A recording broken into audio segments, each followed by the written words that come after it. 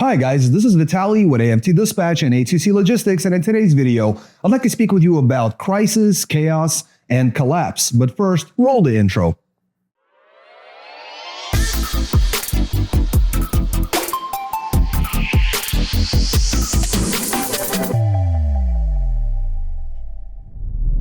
Welcome back. Before we get started, I'd like to ask you to please like the video, be sure to subscribe to the channel, and hit the notification bell so you never miss a single release of our videos, where every Friday we're talking about something that could benefit you in your trucking businesses and your trucking careers, as well as cover the loads we've successfully booked for our customers, consisting of leased on-owner operators and carriers operating under their own MC authorities, running under our truck dispatch services. As always, guys, big thank you for all the likes you provided in all the previous videos. Please do keep them coming. And let's talk about this crisis situation where we're looking at a freight market that's in free fall.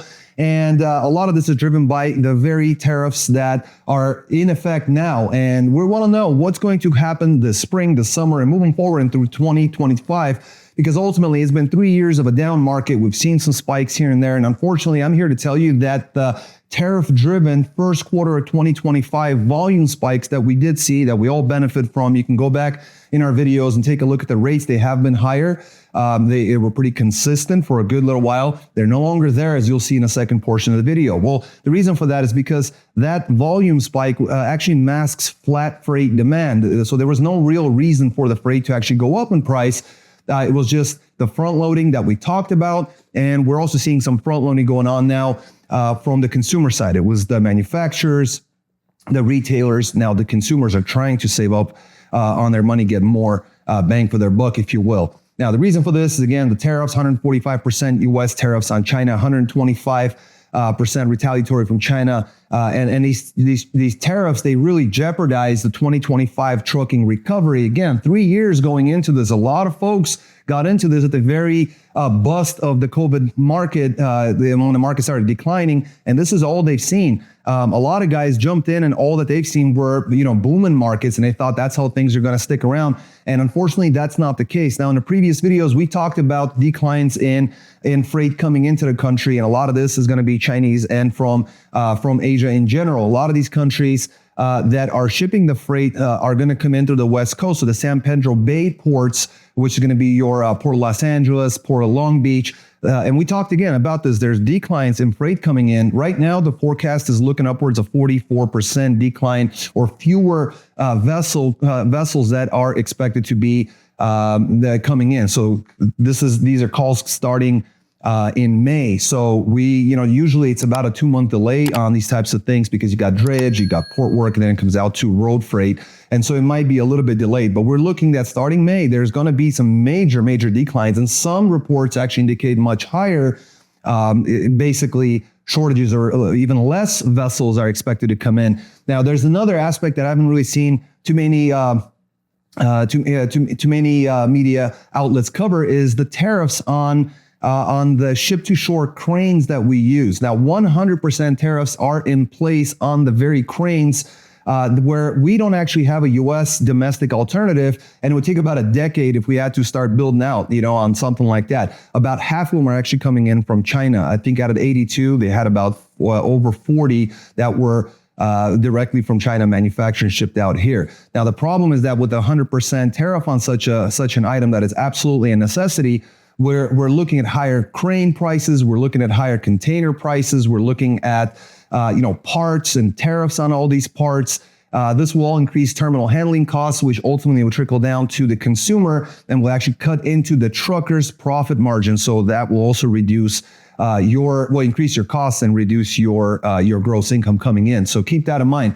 Now, as far as vans, for example, van freight is another one that they were looking at. We're looking at like April of last year and looking at April of this year. We went up just a tiny bit for this year. So there's really nothing to write home about. Vans are slightly above the 2024 April levels. So again, costs have gone up.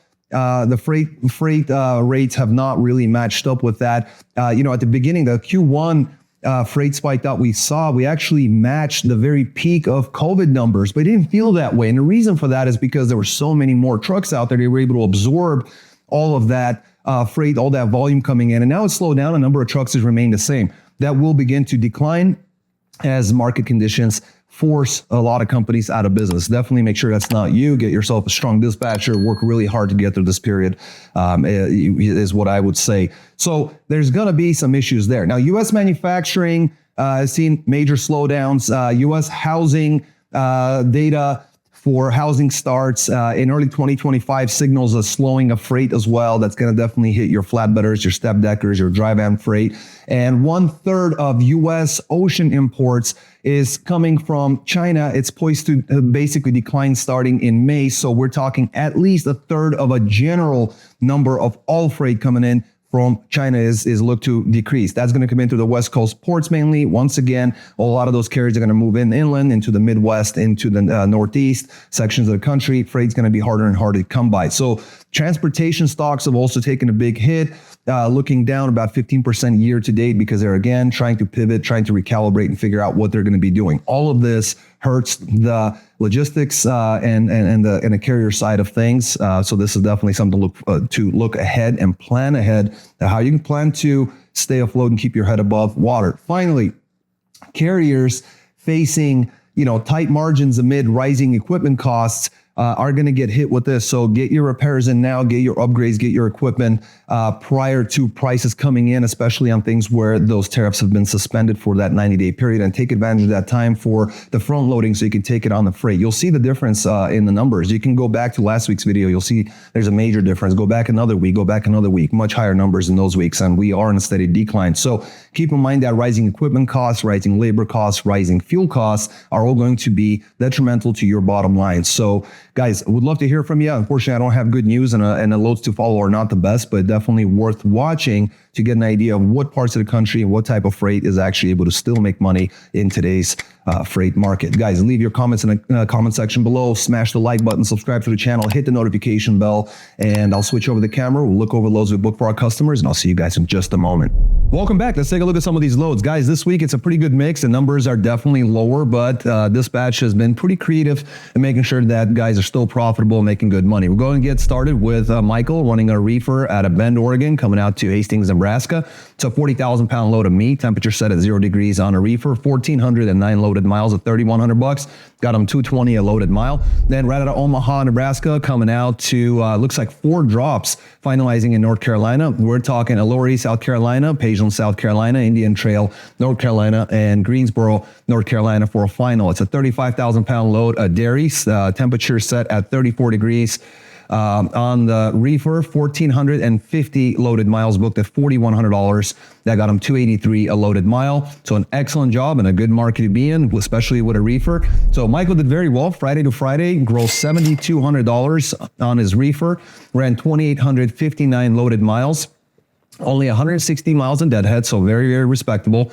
Ended up getting $252 a loaded mile, and with deadhead included, dropped him down to just $238 a loaded mile with deadhead included. That is what I meant. So an excellent week, no matter how you cut it. Some lighter freight, I would say, not on the heavier side. End up in North Carolina is going to come out of there for really good money. So an excellent job there, Michael.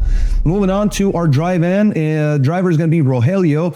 Coming out of Benton City, Missouri, going to Carthage, Illinois. It's a 22,000 pound lighter load of liquid fertilizer. Now, a tanker endorsement was required on this one. Rogelio's got it. It's a short run. 114 loaded miles at $1,000 gets you an easy $8.77 per loaded mile. Then Arnold, Missouri, coming out to Jacksonville, Florida.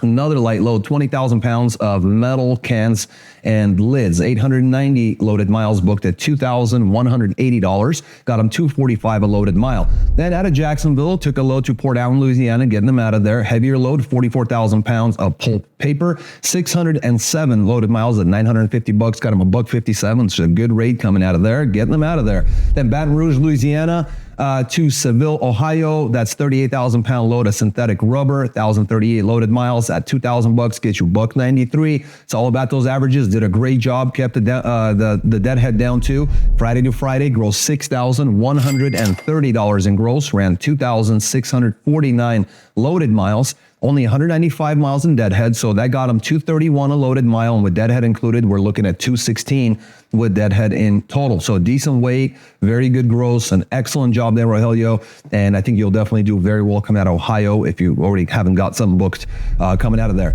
Next, we're moving on to Tarik, coming out of Aurora, Colorado. It's got a dry van going to Billings, Montana, 30,000 pound load of blue pallets. 558 loaded miles at 1,100 bucks gets you just under $2 at $1.97. Then Worland, Wyoming, coming out to Republic, Missouri. That's a tough one. 42.5 on a load of soft drinks. 1,108 loaded miles at 2,100 bucks. Got him a great rate at $1.90 coming out of Worland, Wyoming. Excellent job. Then Lamar, Missouri, with a 1-pig, 2-dropper going to Sterling, Virginia, and Richfield Park in Jersey. It's a 40,000-pound load of swing sets. 1,347 loaded miles at 3,400 bucks gets you 252 a loaded mile. Makes that average with the big miles.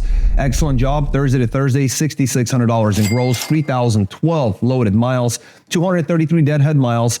Got them 219 a loaded mile with deadhead included. It's a 203 with total miles all in. So, you know, a decent weight, good gross, overall good week, I would say. Still keeping it above $2, even with deadhead included. Definitely good in my book. So let's move on to Jose, pulling a dry van coming out of San Diego, California, going to Olive Branch, Mississippi. Super light load, 2,700 pounds of turntables.